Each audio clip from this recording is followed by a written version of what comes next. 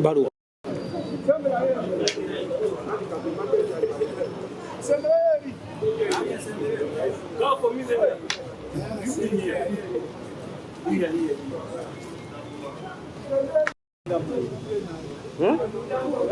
Hey.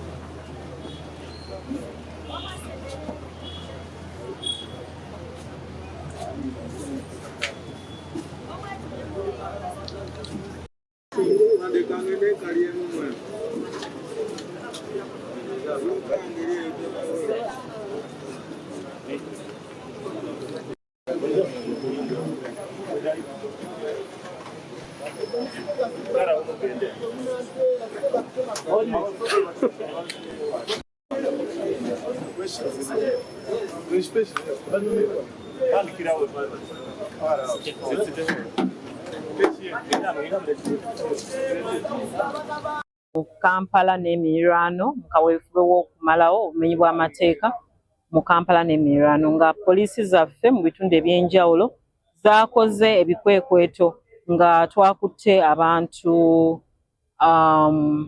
abantu abasoba mu 3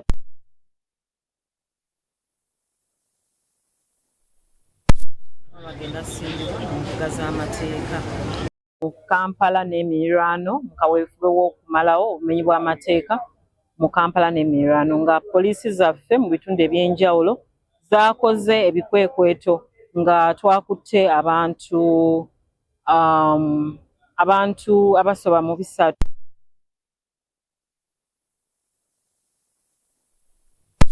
abagenda ssindikwa mu mbuga z'amateeka okuli okukozesa ebiteeberezebwa okuba nga biragalalagala ne public nuisance nga operation zaffe zino twafunye ne exhibits nga abamu twabasanze red handed oba lubona nga banuusa ekigambo okuba nti njaga nga naye okunoonyeza kukyagenda mu maaso nga ebikwekweto byaffe bikyagendera ddala mu maaso mu Kampala n'emiriraano okulaba nti tumalawo obumenyi bw'amateeka mu Kampala.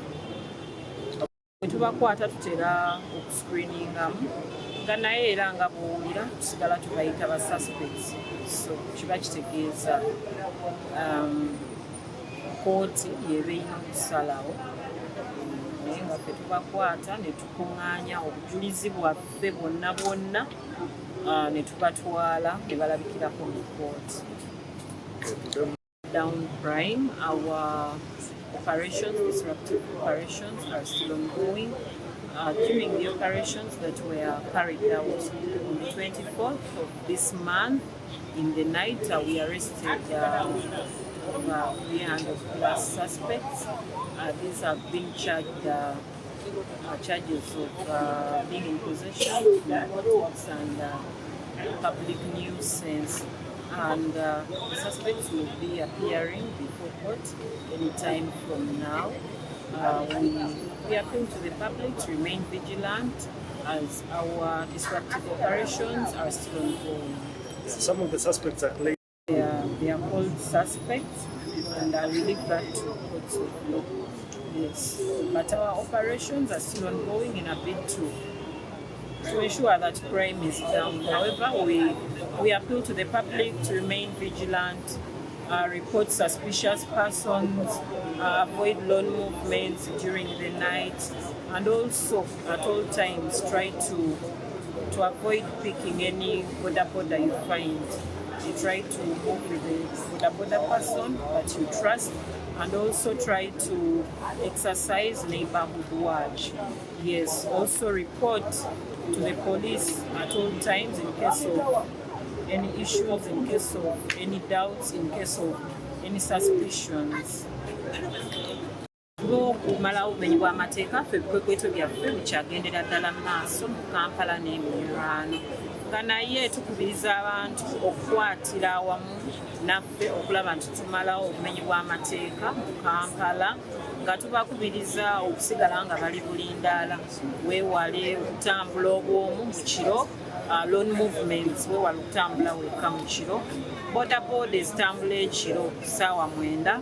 Lwaki oyimiriza bodaboda gy'oteekakasa? Bw'obanga okola kiro nnyo oba oli mukyakaze nnyo, fuba nnyo okulaba nti at least funa owa boda wo gw'omanyi ate gweweesiga. Tugezeeko nnyo okumanya balirwana baffe. Obusobozi bw'oba olina obusobozi, gula kamera enkese mu makaago olabe nti omonitaringa ebigenda mu maaso mu makaago, ne bw'oba toliwo waliwo kati kamera osobola n'okulabira mu ssimu yo ebifa mu makaago. Tugezeeko nnyo okulaba nti twettanira kamera ezo enkesi.